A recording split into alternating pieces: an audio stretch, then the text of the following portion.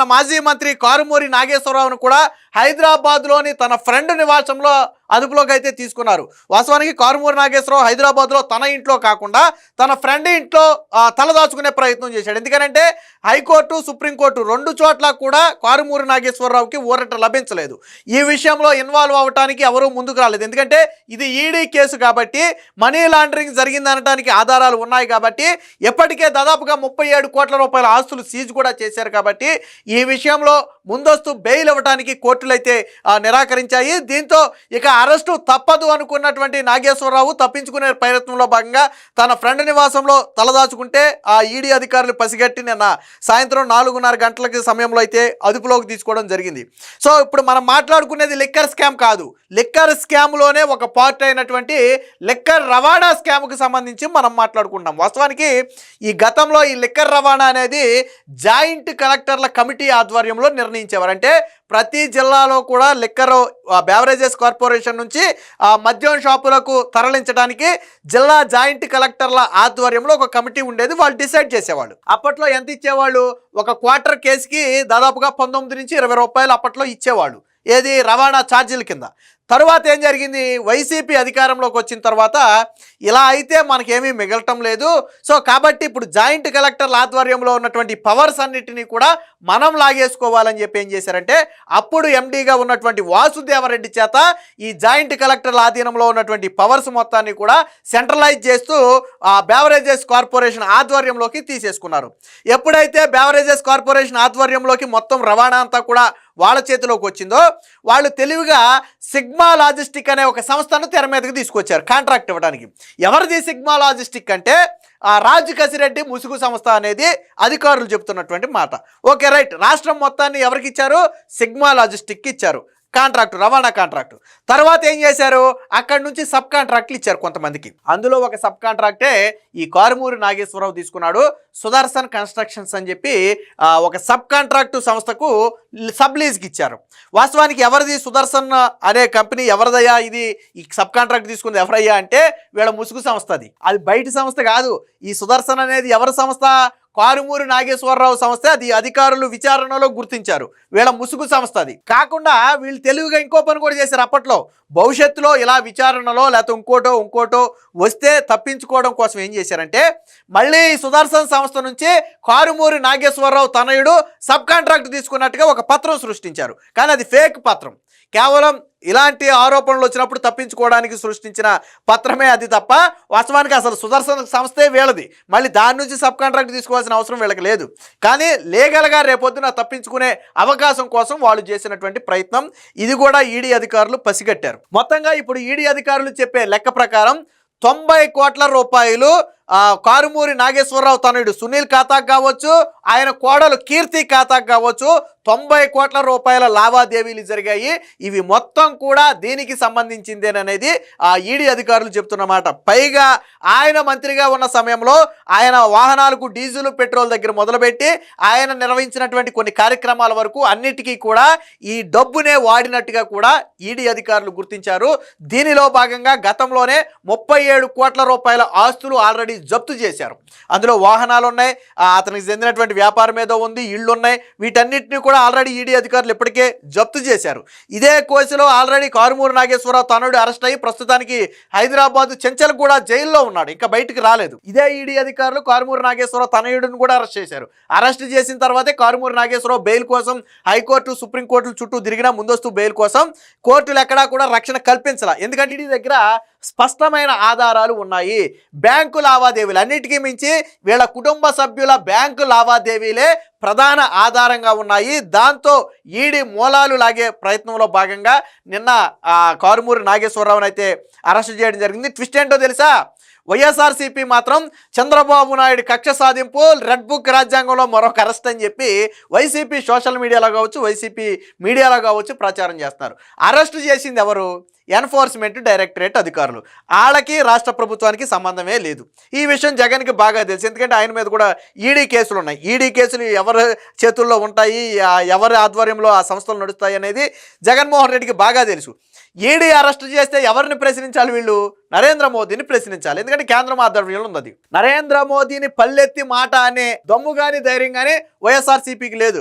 పొరపాటున నరేంద్ర మోదీని ప్రశ్నిస్తే వారం రోజులు తిరగకముందే జగన్మోహన్ రెడ్డి కేసులన్నీ శరవేగంగా పరిగెడతాయి. మళ్ళీ జగన్మోహన్ రెడ్డి జైలుకి వెళ్ళటమే తప్ప మళ్ళీ గత్యంతరం ఉండదు. ఆ విషయం జగన్మోహన్ రెడ్డికి బాగా తెలుసు, వైఎస్ఆర్సీపీ పార్టీ నాయకులకి బాగా తెలుసు. జగన్మోహన్ రెడ్డి గతంలో నరేంద్ర మోదీ కనపడగానే కాళ్ళకి నమస్కారం ఉత్తినే పెట్టారనుకున్నారా? మెడలు వంచుతానని చెప్పి జగన్మోహన్ రెడ్డి తొడలు ఎందుకు వంచాడో తెలుసా? ఆ రోజుల్లో ఎందుకు వంచాడంటే జగన్మోహన్ రెడ్డికి తెలుసు ఆయన మీద ఉన్నటువంటి కేసులేంటి, దాని నుంచి బయటపడాలంటే ఏం చేయాలో జగన్మోహన్ రెడ్డికి బాగా తెలుసు. నిజంగా మీరు అక్రమ అరెస్ట్ అంటే మీరు ఎవరిని విమర్శించాలి? ఎన్ఫోర్స్మెంట్ డైరెక్టరేట్ని విమర్శించాలి, లేదా నరేంద్ర మోదీని, కేంద్ర ప్రభుత్వాన్ని, హోంమంత్రిని విమర్శించాలి, అమిత్ షాని విమర్శించాలి. వాళ్ళని విమర్శించడం మానేసి రాష్ట్ర ప్రభుత్వానికే సంబంధం లేనటువంటి చంద్రబాబు నాయుడు గారిని విమర్శిస్తారు. చంద్రబాబు నాయుడు గారు ఏర్పాటు చేసింది సిట్ మాత్రమే, ఇప్పుడు అరెస్టు చేసింది సిట్ కాదు. సిట్టు నివేదిక ఆధారంగా విచారణ చేసినటువంటి ఎన్ఫోర్స్మెంట్ డైరెక్టరేట్ అరెస్ట్ చేసింది. అంటే వీళ్ళు మాత్రం ఒప్పుకోరు. ఇక్కడ పక్కా ఆధారాలతో అరెస్టు, గతంలో చంద్రబాబు గారిని అరెస్ట్ చేశారు, అందులో మనీ ట్రయల్ ఏమైనా చూపించారా? కోర్టుకు ఆధారాలు ఏమైనా చూపించారా? లేదు కదా. అది అక్రమ అరెస్ట్ అని కోర్టు విడుదల చేసేటప్పుడే ఏం చెప్పింది? చంద్రబాబు గారిని అరెస్ట్ చేశారు కానీ ఆధారాలు చూపించలేకపోయారు, అందుకే మేము బెయిల్ ఇస్తున్నామని చెప్పింది. తర్వాత పూర్తిగా కేసులు కూడా ఇప్పుడు కొట్టేశారు, అది వేరే విషయం. కానీ ఇక్కడ అలా కాదు, మనీ ట్రయల్ జరిగింది. డబ్బులు ఎవరి ఖాతాల నుంచి ఎవరి ఖాతాలోకి మళ్ళీ అనేది ఈడీ ఆల్రెడీ లెక్కలు తేల్చింది. ఇంకా తేల్చాల్సిన మూలాలు కొన్ని ఉన్నాయి కాబట్టి ఇప్పుడు అరెస్ట్ కూడా చేసింది. ఎన్ఫోర్స్మెంట్ డైరెక్టరేట్ ఈజీగా అరెస్ట్ చేయదు. పక్కా ఆధారాలు సేకరించిన తరువాత జరిగింది, మనీ లాండరింగ్ జరిగింది అని నిర్ధారించుకున్న తరువాత మాత్రమే అరెస్ట్ చేస్తుంది. జగన్మోహన్ రెడ్డిని గతంలో అరెస్ట్ చేసింది కూడా అలాగే. అంతేగాని ఉత్తినే అరెస్ట్ చేయరు. ఈడీ అధికారులు సాధారణ పోలీసులాగా వేధింపుల కోసం అరెస్ట్ చేయరు వాళ్ళు. సో దీనికి సంబంధించినటువంటి వార్త కూడా ఒకటి వచ్చింది, ఒకసారి చూద్దాం. దీనికంటే ముందు ఇదే స్కామ్కి సంబంధించి జగన్మోహన్ రెడ్డి ఒక మాట మాట్లాడాడు, ఒకసారి చూద్దాం. వినండి ఒకసారి. ట్రాన్స్పోర్ట్ చేసేందుకు అది మహా అయితే దాంట్లో ఏదైనా మిగిలితే ఏదైనా 2 కోట్లు ఏదైనా మిగిలితే గొప్ప సంగతి. విన్నారు కదా. కారుమూరి నాగేశ్వరరావు విషయంలో గతంలో ఆయన తనయుడిని అరెస్ట్ చేసిన సందర్భంలో కారుమూరి నాగేశ్వరరావుని వేధిస్తున్నారని జగన్ మాట్లాడిన మాట ఏంటి? మహా అయితే 2 కోట్లు మిగిల్చుకుని ఉంటాడు. అది కూడా గొప్పే, 2 కోట్లు మిగిలితే. అంటే వీళ్ళ దృష్టిలో 2 కోట్లు అనేది చాలా చిన్నది. సరే, ఆయన ఎన్ని కోట్లు సంపాదించాడు, ఎంత దోచుకున్నాడు అనేది నేను పక్కన పెట్టి జగన్మోహన్ రెడ్డి చెప్పిన దాని గురించి మాత్రమే నేను మాట్లాడుతున్నా. ఆయన చెప్పింది ఏంటి? మిగిల్చుకోవటమే. అది వ్యాపారం చేసి మిగిల్చుకోవడం కాదు, వ్యాపారం చేసి మిగిల్చుకోవడం వేరు. ఇక్కడ ఏం చేశారు? లిక్కర్ స్కామ్ లో ఏం చేశారు? లిక్కర్ రవాణాలో గతంలో 19 నుంచి 20 రూపాయలుగా ఉన్నటువంటి ఆ క్వార్టర్ బాక్స్ ధరను 34 రూపాయల కంటే ఒక్కొక్క బాక్స్ కి 13 రూపాయలు పెంచి దోచుకున్నారు. అలా దోచుకున్నారు, వ్యాపారం చేసి దోచుకోరా, అడ్డగోలుగా దోచుకున్నారు. అలా దోచుకున్న సొమ్ము ఎంత ఉండొచ్చంట? సుమారు 2 కోట్ల రూపాయలు ఉండొచ్చంట. అది కూడా ఎక్కువే. దానికే అరెస్ట్ చేస్తారా? దానికే వేధిస్తారా? 2 కోట్ల రూపాయలు మా నాయకులు దోచుకోకూడదా? మా నాయకులు 2 కోట్ల రూపాయలు దోచుకుంటే మీకు ఎందుకు? 2 కోట్లు చాలా చిన్నది కదా. జగన్మోహన్ రెడ్డి దృష్టిలో చిన్నది, ఎందుకంటే ఆయన 43,000 కోట్ల అక్రమాస్తుల కేసు. అది జగన్మోహన్ రెడ్డి కేసుతో పోలిస్తే చిన్న కేసే, ఎందుకంటే ఆయన స్థాయి అంతా కూడా 1000 కోట్లలో ఉంటుంది. ఆయన అక్రమాస్తుల కేసే 43,000 కోట్లు. అప్పట్లో ఈడీ సిబిఐ అధికారులు చెప్పిన మాటే 43,000 కోట్లు, నేను కాదు చెప్పేది. అది ఆయన స్థాయితో పోలిస్తే ఈ 2 కోట్లు, 3 కోట్లు, 50 కోట్లు, 100 కోట్లు చిన్నగానే కనపడద్ది. అందుకని 2 కోట్లు కూడా దోచుకోకూడదా మా నాయకులు? ఎంత సిగ్గు వదిలేసి, ఎంత ఓపెన్గా జగన్మోహన్ రెడ్డి మా నాయకుడు తినలేదు ఎవడైనా నిప్పు అని చెప్తాడు. ఈయన మాత్రం మా నాయకుడు 2 కోట్లు తిన్నాడు, అయితే తప్పేంటి? మీరు అరెస్ట్ చేస్తారా 2 కోట్లకి? చంద్రబాబు నాయుడు గారి మీద స్కిల్ కేసు మొదట ఎంత అన్నారు? 100 కోట్లు అన్నారు, తర్వాత 20 కోట్లు అన్నారు, తర్వాత 2 కోట్లు 3 కోట్లు అన్నారు. ఆ స్కిల్ కేసు ఎంత అనేది వైసీపీకి కూడా తెలియదు. మొదట 100 కోట్లని పెట్టారు. అసలు మొత్తం ప్రాజెక్టు విలువే 100 కోట్లు లేదు. 100 కోట్లు యాడ్ నుంచి వచ్చిందిరా అబ్బాయి అంటే అప్పుడు 20 కోట్లకు వచ్చారు. తర్వాత లేదు 2 కోట్లకు వచ్చారు. మరి చంద్రబాబు నాయుడు గారు నిజంగానే 2 కోట్లు స్కామ్ చేశారని నువ్వు అనుకుంటే ఆ రోజు 53 రోజులు ఆయన జైల్లో పెట్టావు. మరి 2 కోట్లు తినకూడదా నువ్వు మాట్లాడుతున్నావు? ఈ రోజుల్లో మీ నాయకుడు 2 కోట్లు తినకూడదా నువ్వు మాట్లాడుతున్నావు? ఆ రోజు 2 కోట్ల రూపాయల ఎలిగేషన్ మీదే కదా మీరు చంద్రబాబు గారిని 53 రోజులు జైల్లో పెట్టింది. ఏం మాట్లాడతాడు జగన్మోహన్ రెడ్డి? దీనికి సంబంధించినటువంటి వార్త కూడా వచ్చి చూద్దాం. మాజీ మంత్రి కారుమూరి అరెస్టు, మద్యం రవాణా కేసులో ఈడీ దూకుడు, ముందస్తు బెయిల్ ప్రయత్నాలు విఫలం. ఏ క్షణమైన అరెస్టు కావచ్చని భావించిన నాగేశ్వరరావు హైదరాబాద్ లోని స్నేహితుడి ఇంట్లో ఉండగా అదుపులోకి తీసుకున్న ఈడీ అధికారులు. అంటే వాస్తవానికి అరెస్టు ఖాయమని నాగేశ్వరరావు కూడా తెలుసు. కాకపోతే ఎంత ల్యాగ్ చేయగలిగితే అంత మనకే మంచిది కదా అన్న ఉద్దేశంతో ఆయన తన స్నేహితుడి ఇంట్లో కొంతకాలం దాక్కునే ప్రయత్నం చేశాడు. బట్ ఈడీ అధికారులు పసిగట్టి పట్టుకోవడం జరిగింది. ఆంధ్ర ఆంధ్రప్రదేశ్ మద్యం రవాణా కుంభకోణంలో పెద్ద వికెట్ పడింది. మొత్తం వ్యవహారంలో కీలక పాత్ర పోషించిన మాజీ మంత్రి కారుమూరు నాగేశ్వరరావును ఎన్ఫోర్స్మెంట్ డైరెక్టరేట్ అధికారులు హైడ్రామా మధ్య ఆదివారం హైదరాబాద్లో అరెస్ట్ చేశారు.